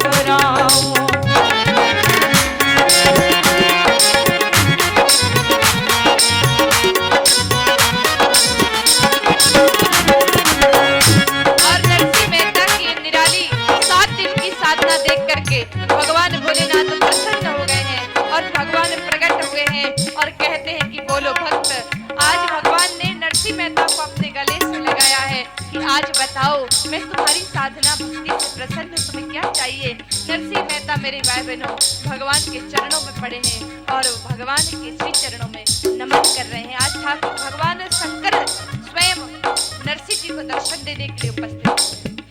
जब प्रसन्न भई शिव राजा, वर मांगो सारू काजा, वर मांगो सारू काजा, वर मांगो सारू काजा, वर मांगो सारू काजा। नरसिंह जी ने क्या मांगा है? आप इतने भाई बहन बैठे हैं, आपके सामने भगवान आ जाए तो क्या मांगो? सब अपनी अपनी इच्छा लेके बैठे, मैं ये मांगूंगा, मैं वो मांगूंगा। सबके पास कुछ नहीं, बड़े बूढ़े कुछ नहीं तो मौत मांग लेके बहुत जी ली, आप तो उठा ले भगवान। सब अपनी अपनी बात मांगेंगे, लेकिन नरसिंह राम जी ने क्या मांगा है कि हे शंकर भगवान है, हे मेरे भोलेनाथ, मुझको और कछु ना चाहिए, मोहे राधा कृष्ण मिले, मुझको और कछु ना चाहिए, मोहे राधा कृष्ण मिलइए, मुझको और कछु ना चाहिए, मोहे राधा कृष्ण मिलइए।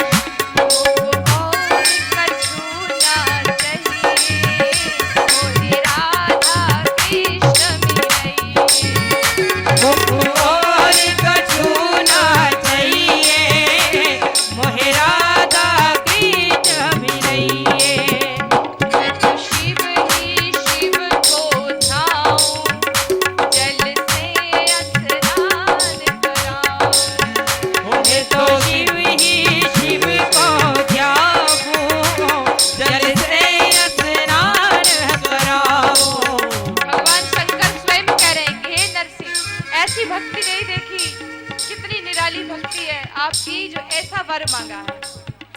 धन नरसी भक्ति तिहारी, धन भक्ति तिहारी, वर मांग्यो है अति भारी, वर मांग्यो है अति भारी,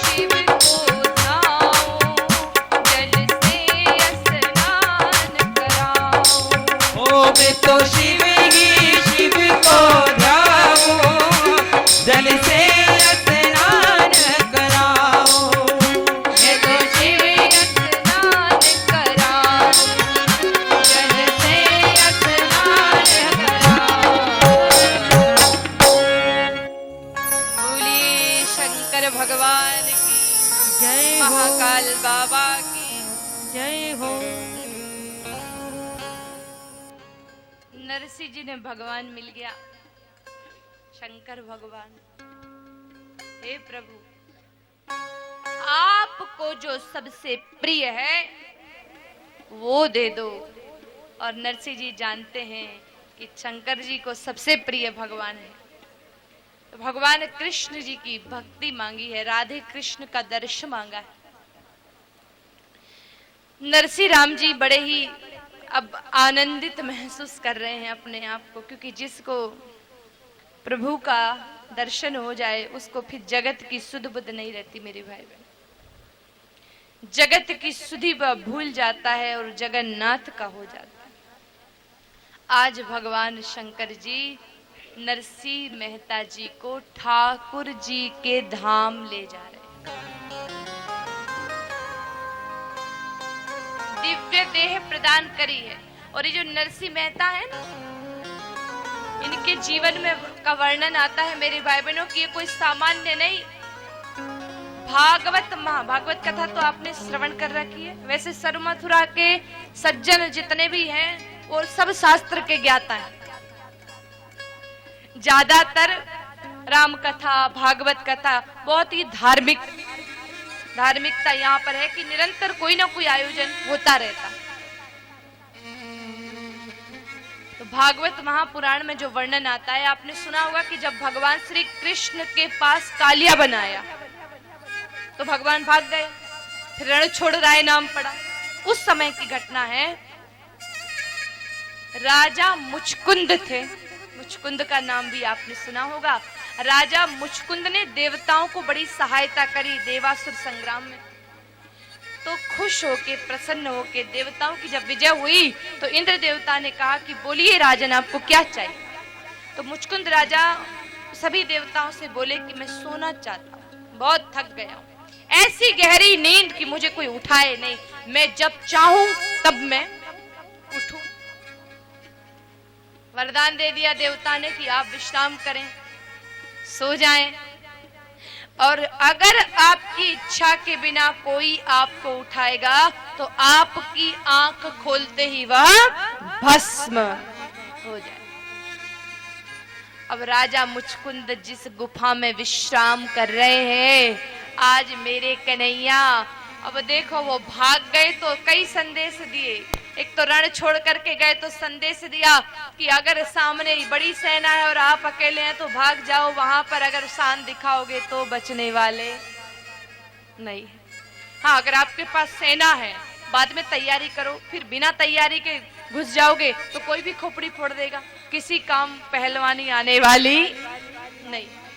तो भगवान श्री कृष्ण जब कालियावन की सेना देख करके वहां से दौड़े तो उस गुफा से होकर के निकले तो मेरे प्यारे कन्हैया ने अपने कंधे का पीतांबर दुपट्टा मुचकुंद राजा को उड़ा दिया। आप लोग सोच रहे हैं ना कि ये नानी बाई के मायने में बीच में भागवत कथा कहां से आ गई। ये नरसिंह राम जी के जीवन से जुड़ी हुई घटना है, अभी समझ में आ जाए। अब जो दुपट्टा उड़ाया और ठाकुर जी आगे चले गए। कालियावन ने कहा, अच्छा नटखट, तुझे लगता है कि मैं सोचूंगा कि सो गया और मैं दौड़ जाऊंगा? मतलब वहां से भागा और यहाँ सो रहा है। और कालियावन ने खींच के लात मारी और मेरे भाई बहनों ठाकुर जी तो थे नहीं, राजा मुचकुंद सोए हुए थे। जैसे ही राजा मुचकुंद का आंख खुली और कालियावन जल करके, और अब मेरे कन्हैया राजा मुचकुंद के सामने प्रकट हुए। बड़ा निराला स्वरूप लेकर के राजा मुचकुंद ने प्रणाम किया, परिचय पूछा और वहां पर वरदान मांगा है। और ठाकुर जी ने वरदान दिया है कि आप भक्ति करना चाहते हैं तो मैं तुम्हें वर देता हूँ कि भक्ति, ऐसी निराली भक्ति करो कि फिर तुम मुझे प्राप्त कर जाओ। वही राजा मुचकुंद नरसिंह मेहता का स्वरूप लेकर के इस धरती पर भक्ति की गाथा सुनाने के लिए और भक्ति के लिए, यहाँ पर भक्ति की अलख जगाने के लिए प्रकट हुए। तो नरसिंह राम जी के जीवन की जो दिव्य गाथाएं हैं वह सामान्य नहीं है मेरे भाई बहन। तो आज नरसिंह मेहता जी को ठाकुर जी के द्वार पर ले जाया गया है। स्वयं कन्हैया के धाम भगवान भोले बाबा ने, जब भगवान भोले बाबा पधारे तो सभी खड़े हो गए। भगवान स्वयं, भगवान की पटरानियां, बाकी उद्धव जी, अक्रूर जी, सभी सेवक, शंकर भगवान पधारे हैं।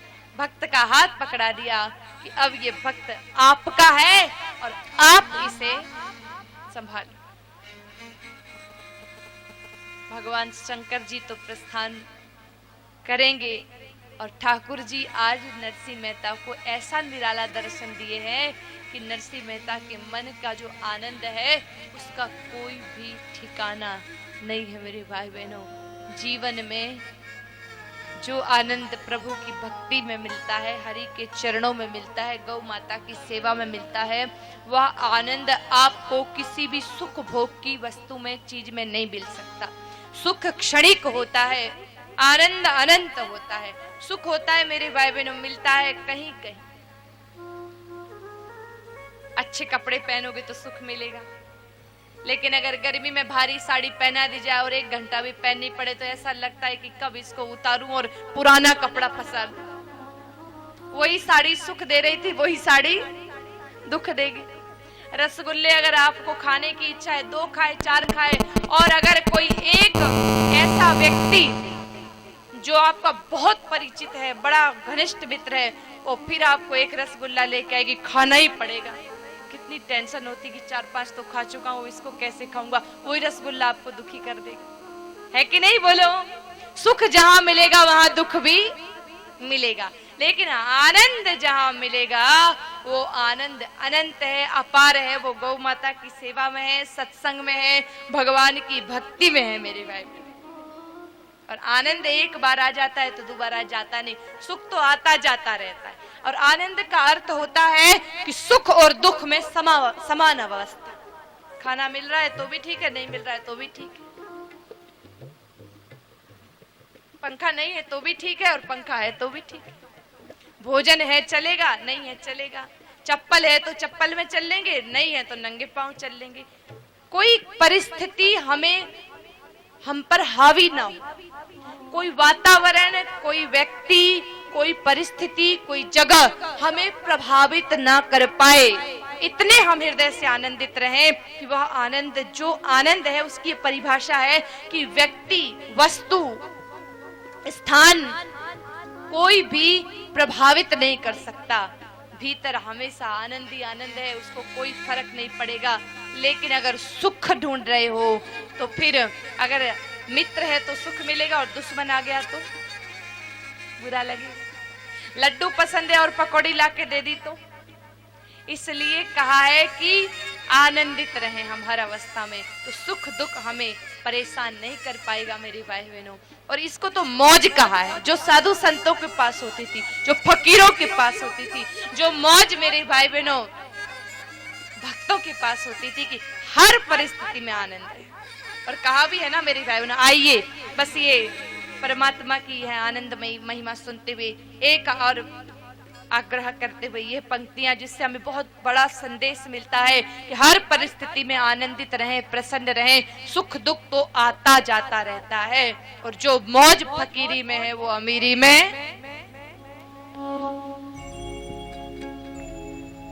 वाह वाह रे मौज फकीरा रे, वाह वाह रे मौज फकीरा रे।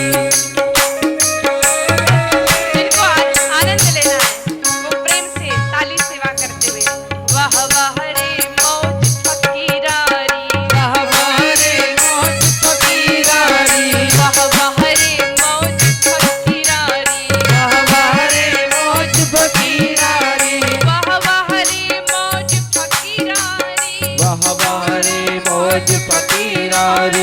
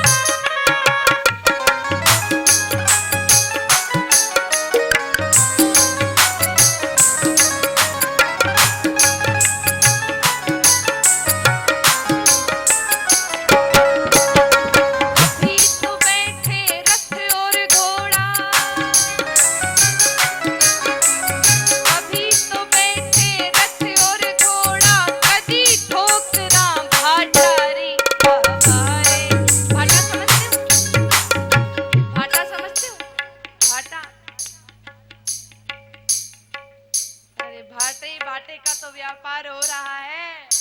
पत्थर, नंगे पांव चलते हैं तो पत्थर की ठोकर लगती है क्या नहीं?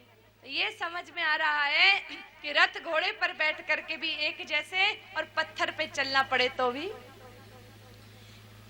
कभी तो बैठे रथ और घोड़ा, कभी तो बैठे रथ और घोड़ा, कभी ठोकरा भाटा रे। जय हो बाबा रे मौज फकीरारी, वाहवारे मौज फकीरारी। आज खाने में गुलाब जामुन लड्डू मिठाई है, कल पता नहीं सूखी रोटी खानी पड़ जाए, इसलिए कहा है कभी तो खावे रूखा सूखा, कभी तो खावे रूखा सूखा, कभी फटकारा खीरारी। वाहवारे मौज फकीरारी, वाहवारे मौज फकीरारी, वाहवारे मौज फकीरारी, वाहवारे मौज फकीरारी, वाहवारी मौज फकीरारी, वाहवारे मौज फकीरारी, वाहवारी मौज फकीरारी, वाहवारे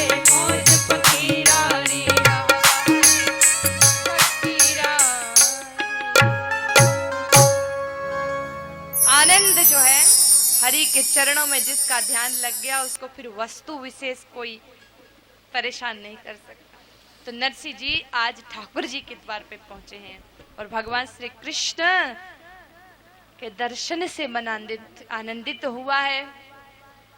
स्वयं शंकर भगवान नरसिंह जी का परिचय प्रदान करेंगे और अब नरसिंह मेहता ठाकुर जी की रास लीला का दर्शन करेंगे और आगे नरसिंह मेहता क्या वापस जूनागढ़ आएंगे या वहीं रह जाएंगे?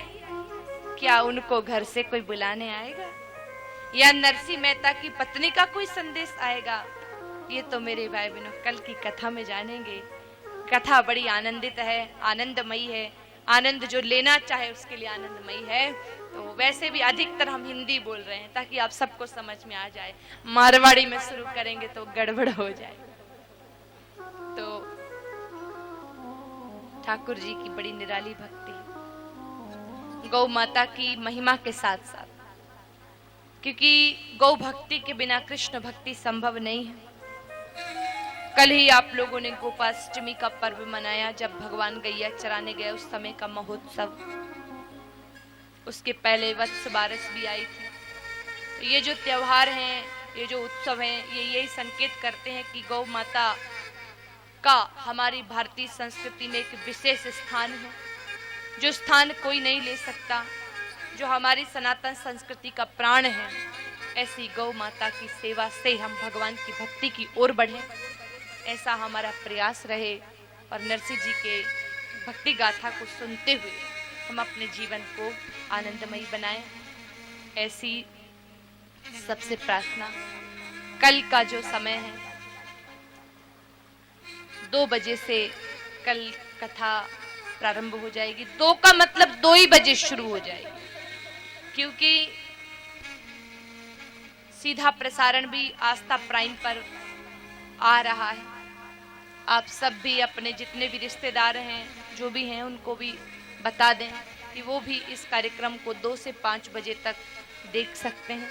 और आप सभी कल ठीक 1:30 बजे पंडाल में उपस्थित हो जाएं। बस 3 दिन का जो आयोजन है उसको हम आनंद से पूरा करें। उसके बाद यहाँ पे जो विशेष मायरा भरा जाएगा उसकी तो महिमा निरंतर चलेगी और गाएंगे। तो सभी से प्रार्थना है कल 1:30 बजे अकेले नहीं, सबको लेकर के उपस्थित हो और अंत में महाराष्ट्री से प्रार्थना की 2 शब्दों में हमें आशीर्वाद देकर के इस कथा का आज का विराम दें, कल के लिए आदेश दें सभी भक्तों को।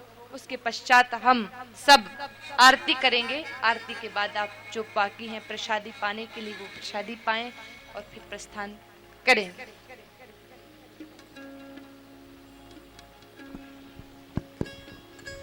राम बोलिए सर्वदेवमयी गौ माता की जय। बोलिए कृष्ण कन्हैया लाल की जय। हम सभी भगवान और भक्त की महिमा, भगवान और भक्त के बीच के संबंध किस तरह के होते हैं और एक भगवान को कौन सा भक्त प्रिय है और भगवान को पाने के लिए भक्त को क्या क्या करना पड़ता है, उसकी सरलतम परिभाषा में आप सभी लोगों को इस कथा के रूप में सुनाया जा रहा है। देखिए, मनुष्य का ये तन 4 चीजों के लिए मिला हुआ है। बाकी इस सृष्टि में जितने भी जीव हैं वो 4 चीज सामान्यतः सब करते हैं। आहार, निद्रा, भय, मैथुनम। भोजन चींटी भी खाती है और मनुष्य भी खाते हैं। आरती अभी होगी, आरती लेने के बाद माताएं जाएंगी, अभी विराजें। भोजन छोटे से छोटा जीव, बड़े से बड़ा जीव सबको चाहिए, मनुष्य को भी चाहिए। आहार, निद्रा, नींद उन्हें भी आती है, नींद हमें भी आती है। भय उन्हें भी लगता है, डर उन्हें भी लगता है और डर हमें भी लगता है। संतान उत्पत्ति वह भी करते हैं और संतान उत्पत्ति मानव मनुष्य भी करता है। आहार, निद्रा, भय, मैथुनम, ये 4 चीज पशु में और मनुष्य में समान है। इस पृथ्वी पर जितने भी जीव हैं उन सब में ये 4 चीज मिलेगी, लेकिन मनुष्य को एक चीज भगवान ने श्रेष्ठ दिया है, भगवान ने अलग दिया है, डिफरेंट दिया है। इसलिए हमें अन्य जीवों से अलग एक ऊपर की श्रेणी में देखा जाता है, भगवान की सर्वश्रेष्ठ रचना कहा जाता है। वो चीज है विवेक, सही और गलत की परख, उचित और अनुचित की परख। कथा जब शुभारंभ हुई तो आप लोगों ने देखा होगा कि कितनी विराटता थी, लेकिन आज प्रथम दिन है, बहुत सुंदर सुंदर प्रसाद की व्यवस्था भी है। प्रातः 7:30-8 बजे से सारी माताएं सज करके श्रृंगार के साथ पवित्र कलश को धारण कर प्रथम दिन की कथा को शोभा यात्रा के रूप में यहाँ तक लेकर के आई हैं। निसंदेह आप 8 बजे से लेकर के 1 बजे तक, अर्थात 5 से 6 घंटे तो भूख तो लगनी ही है, स्वाभाविक है। लेकिन फिर भी हमारी भारतीय सनातन संस्कृति त्याग, तपस्या की कसौटी पर श्रद्धा रखती है। अगर सासू माँ भी रूठ जाए तो बहू को मनाने के लिए न जाने कितने सारे विधि, कितनी सारी चीजों का इस्तेमाल करना पड़ता है। अगर हमें किसी व्यक्ति से काम निकालना है, उसको खुश करने के लिए भी न जाने कितने प्रकार के यत्न करने पड़ते हैं। तो इस कलिकाल में अगर भगवान की प्राप्ति करनी है तो क्या इतना आसान है?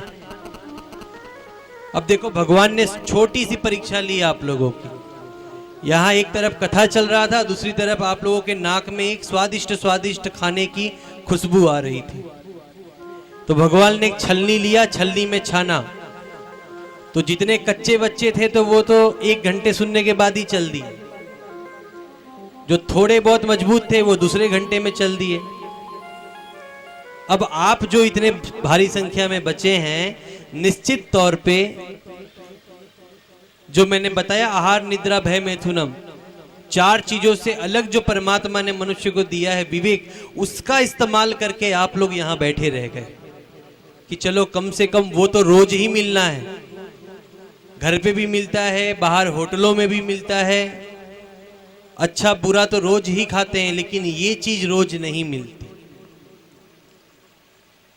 जो चले गए, मैं उनकी निंदा नहीं कर रहा, बेचारे 5-6 घंटे यहाँ बैठे, वो भी बड़ी बात है। कथाएं 3 घंटे की होती हैं, 6 घंटे से लगे हुए, 5 घंटे से लगे, भूख तो लगनी है। बात तपस्या की है, बात धैर्य का है। इसलिए निश्चित तौर पे उपस्थित आप सभी माताएं, भाई, देवी जी ने बताया भी कि सर मथुरा के जो श्रद्धालु हैं, जो श्रोता हैं, वो बहुत ही अनन्य श्रद्धा के साथ कथा का श्रवण करते हैं।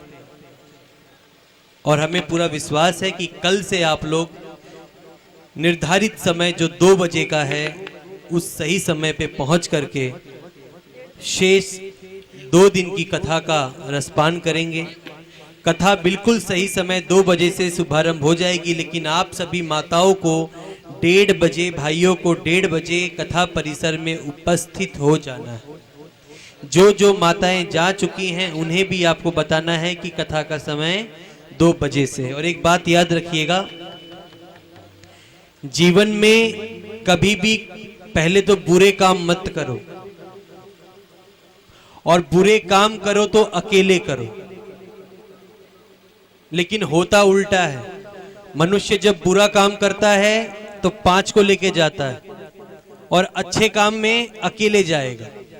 अगर शराब पीनी होगी तो कभी कभी शराबी लोगों को आप लोगों ने देखा होगा, अड़ोस पड़ोस, रिश्तेदार, मित्र, परिजन सबको साथ में लेके जाते हैं। खूब पीते हैं, नशे में झूमते हैं, और उसी झूमते हुए नशे में गाड़ी चलाते आते हैं, और कहीं गाड़ी का एक्सीडेंट होता है और सबका स्वाहा हो जाता है। फिर पीछे से क्या बात चलती है, दुष्ट अकेला जा रहा था, अकेला तो मरा ही मरा, 5 को भी ले मरा।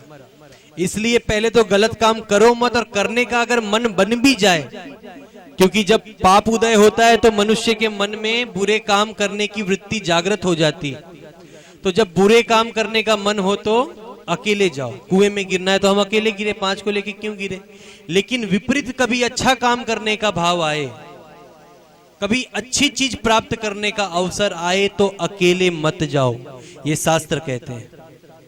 अब यहाँ पे आप लोगों में से कई सारी माताएं होंगी, भाई होंगे जो अकेले नहीं आए होंगे, अपने रिश्तेदार को भी लाए होंगे, परिजन को भी लाए होंगे, अपने पड़ोसी को भी लाए होंगे। देखिए, देवी जी ने बोला कथा सुनने से पुण्य मिलता है, मंदिर पे सुने तो और भी पुण्य मिलता है, लेकिन जिस धाम पे आप बैठे हैं उसे गौधाम कहते हैं। और जिसके तन में ही 33 कोटि देवता है, अगर उनके धाम पे बैठ करके आप कथा सुन रहे हो तो अनंत अनंत पुण्य की प्राप्ति तो निश्चित है। लेकिन अगर आप किसी और 2, 3, 5 आत्माओं को लाने के निमित्त बनते हैं, और अगर वो 2-5 लोग कथा सुन करके उनके जीवन की कोई बुरी वृत्ति, कोई बुरी आदतें, कोई बुरा स्वभाव या कोई भी प्रकार का कोई विकार दूर होता है, और उस मनुष्य के जीवन में आनंद, शांति, प्रेम की उत्पत्ति होती है, भक्ति, ज्ञान, वैराग्य की उत्पत्ति होती है, और वो मनुष्य सत्यपथगामी बनता है, तो उसका पुण्य उसे मिलता है जो इस कथा परिसर तक उसको लाया था। इसलिए निवेदन 2 दिन है। 2 दिन में आप लोगों को कलयुग में भगवान की प्राप्ति किस सरलतम मार्ग से की जाती है, जो शास्त्र बताते हैं, जो संत बताते हैं, जो संस्कृति बताती है, वो सारी चीज आपको सारभूत 2 दिन में दी जाएगी। कोई वंचित ना रहे अपने सर मथुरा का श्रोता, कोई वंचित ना रहे भक्त। इसलिए कल सभी लोग अधिक से अधिक संख्या में आए, और एक एक माताएं, एक एक भाई अपने साथ अतिरिक्त, आप लोगों ने पूरा पांडाल अभी भर दिया था, मैंने देखा, और भी बहुत जगह है, चिंता मत करना। एक एक माताएं 5-5 अन्य माताओं को, एक एक भाई 5-5 भाइयों को लेकर के आए, क्योंकि ये कार्यक्रम पूरा देश दुनिया दिख रहा है। सर मथुरा का संदेश देश में जाना चाहिए कि यहाँ के श्रोता अन्य श्रोताओं जैसे नहीं हैं, अनुशासित हैं, भगवान के प्रति, भक्ति के प्रति अनन्य हैं, और श्रद्धा के प्रति अटूट श्रद्धा है। ये संदेश देश में जाए, ऐसा आप लोगों को प्रयास कल करना है और सही समय पे पधारना है। और अब निवेदन है कि आरती के लिए जो कार्यकर्ताओं ने, जोड़े तैयार किए हैं, वो जोड़े अब खड़े हो जाएंगे, आरती के लिए आगे आएंगे। और कार्यकर्ता कोई अपना भाव रखना चाहें, कल के लिए कोई सूचना देना चाहें, आदरणीय सतीश जी आगे कुछ कल की सूचना देना चाहें तो दे सकते हैं। बहुत सुंदर व्यवस्था है, आप लोगों ने विगत कई दिनों से आदरणीय सतीश जी की टीम और सभी आप लोगों ने मिलकर के इतनी सुंदर व्यवस्था की है। और सर्व जातीय विवाह सम्मेलन, जैसे कि मुझे जानकारी है कि हर साल आप लोग पूज्य देवी जी के सानिध्य में ही ये सम्मेलन करते हैं, और इतना पवित्र कृत्य, दो आत्माओं का मिलन करवाना, दो आत्माओं का संबंध विवाह संस्कार के माध्यम से जोड़ना इस निमित्त होता है। और नानी बाई का मायरा में तो मायरा भरा ही जाता है, लेकिन इस मायरा में एक ऐसी दिव्य प्रस्तुति है कि यहाँ पर इतने सारे जोड़ों का विवाह होगा, और सभी लोग मिलकर के जिस तरह से लोग अपनी अपनी बेटियों का विवाह करते हैं, मायरा भरते हैं, उस तरह से आप सभी लोग मिलकर के यहाँ पर मायरा की इतनी सुंदर प्रस्तुति करने वाले हैं। ये देश भी देखेगा तो उनको बड़ा ही गर्व होगा और उन्हें भी एक अच्छी प्रेरणा मिलेगी। तो इसी के साथ मेरी अपेक्षा है कि आप लोगों का मेहनत भी फलित होगा और देश में भी एक अच्छी संदेश जाएगा। तो जो जोड़े तैयार हुए हैं आरती के लिए वो खड़े हो जाएं, कल बिल्कुल सही समय पे पधारें। और कुछ कार्यकर्ता जो यहाँ पे व्यवस्था संभाल रहे हैं उनसे मुलाकात करेंगे कथा के पश्चात। 2-4 परिवर्तन हैं जो कल के लिए करना होगा। अब जोड़ों को खड़ा कर लेंगे, जोड़े आगे आ जाए। हाँ बोलिए। मैं भगवान महाकाल की पावन धरती पर बाबा अवधूत गिरी के इस आश्रम पर प्रथम आगमन स्वामी श्री मनुष्य मित्र जी महाराज एवं पुनः आगमन पूज्य दीदी माँ श्रीमती प्रतिमा दीदी जी यहाँ पधारी हुई हैं, जो आपको 3 दिनों तक नानी बाईरो मायरा का रसास्वादन कराएंगी। मैं हमारे महाराज जी और दीदी माँ का गर्ग परिवार एवं पूरी सरमोत्रा बस्ती की तरफ से हार्दिक अभिनंदन, हार्दिक आभार व्यक्त करता हूँ, तथा साथ में उनके साथ जो टीम आई हुई है उसका भी हार्दिक अभिनंदन। इस कथा में हमारे सहयोगी एवं सरमोत्रा की समस्त जनता जनार्दन का भी हार्दिक स्वागत है, जो इस कथा को सुनने के लिए यहाँ पधारे हुए हैं। धन्यवाद। सभी अपने स्थान पे खड़े हो जाएं, थोड़े आगे पधार जाएं, आरती में सम्मिलित हो जाएं। सभी आरती प्रज्वलित करें।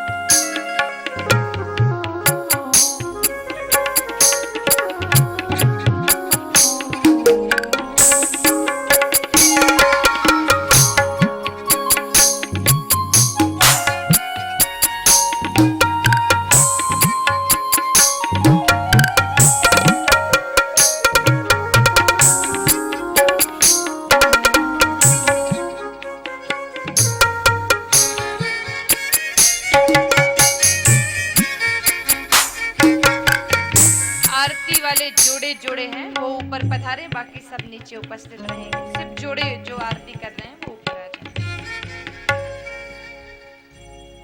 आरती कुंज बिहारी की, श्री गिरधर कृष्ण मुरारी की। आरती कुंज बिहारी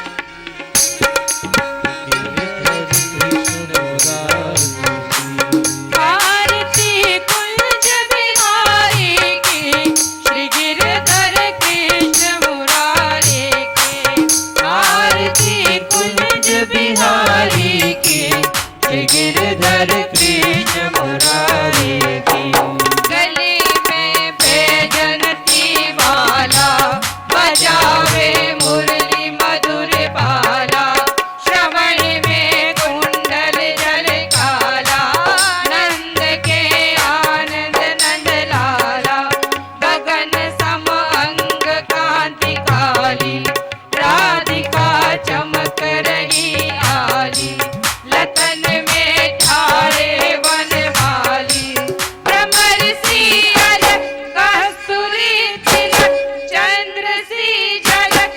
ललित छवि श्यामा प्यारे की, श्री गिरधर कृष्ण मुरारी की। आरती कुंज बिहारी की, श्री गिरधर कृष्ण मुरारी की। कनकमय मोर मुकुट बिल से, देवता दर्शन को तरसे।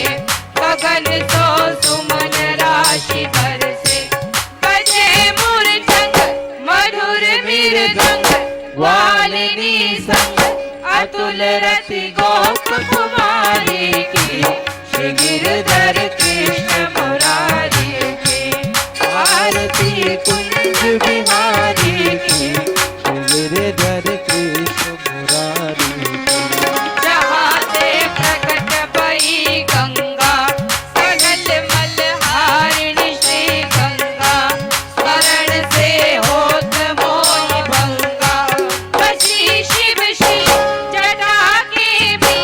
हरे अधिकी चरण छवि श्री बलिहारी की, श्री गिरधर कृष्ण मुरारी की।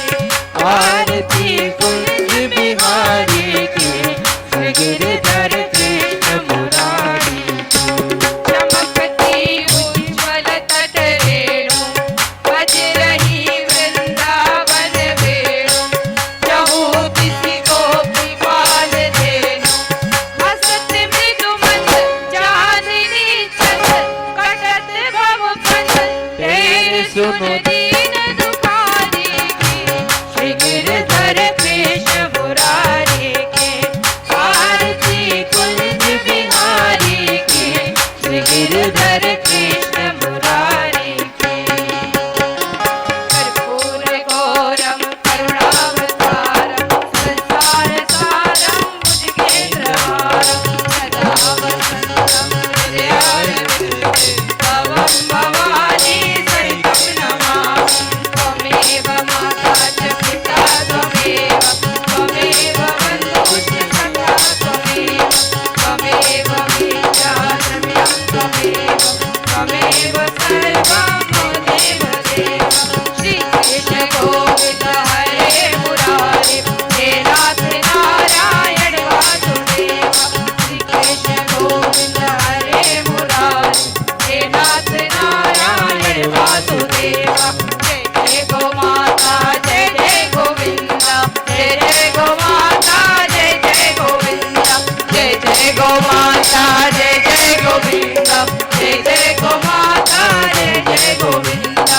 जय जय गो माता, जय जय गोविंदा। जय जय गो माता, जय जय गोविंदा। बोलिए कृष्ण कन्हैया लाल की जय हो। महाकाल बाबा की जय हो। राधे रानी सरकार की जय हो। गिरिराज महाराज की जय हो। मैया मैया की जय हो। नंदी महाराज की जय हो। गौशाला धाम की जय हो। हरिहर भगवान की जय हो। मात पिता गुरुदेव की जय हो। जगदम्बे मात की जय हो। श्री भैरवनाथ की जय हो। ओम नमः पार्वती पते हर महादेव।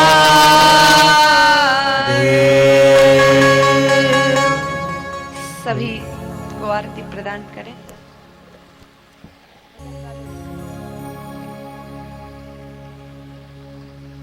प्रेम से सब आरती लेंगे और समय पर कल पुनः उपस्थित रहेंगे।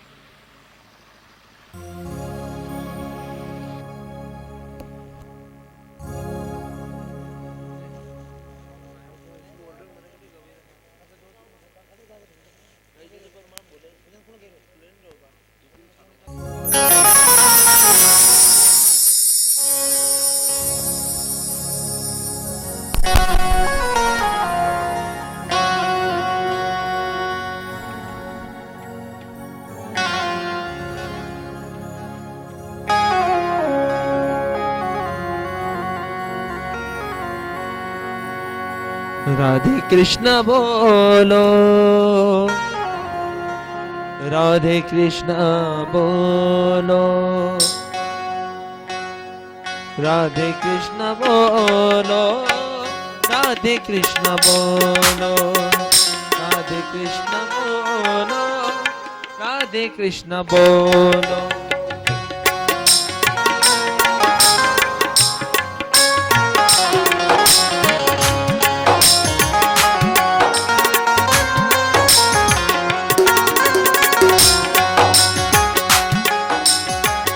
जब भी नैन मूंदो, जब भी नैन खोलो, जब भी नैन मोदो, जब भी नैन खोलो, राधे कृष्ण बोलो, राधे कृष्ण बोलो,